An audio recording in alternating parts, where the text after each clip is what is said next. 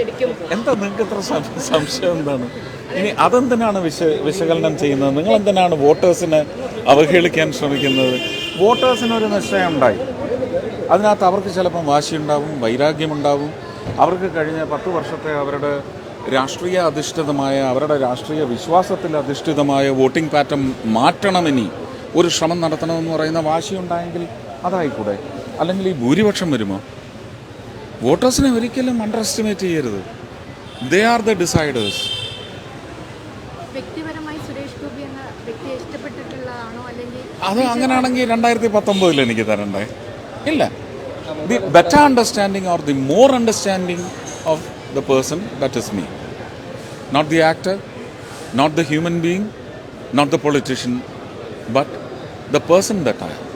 I think that understanding has prompted to them, let us try this person, at least for once.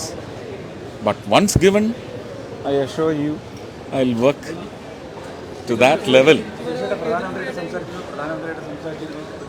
ഇല്ല, അദ്ദേഹം അവിടെ മറ്റ് പല മീറ്റിങ്ങുകളിലാണ്. നാളെ ചെല്ലാൻ പറഞ്ഞിട്ടുണ്ട്.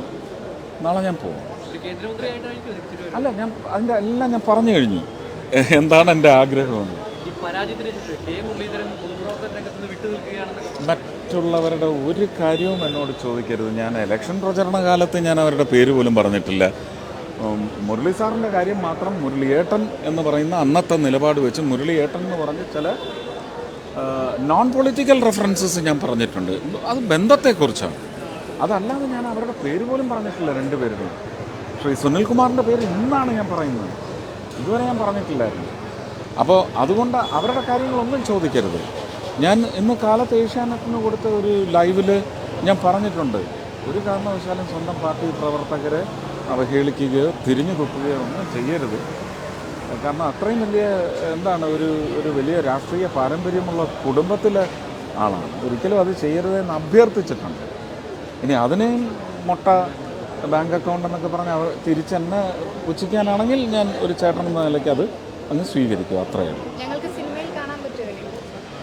അതാണ് ഞാൻ നേരത്തെ ഇവർ ചോദിച്ച ചോദ്യത്തിന് ഞാൻ പറഞ്ഞത്.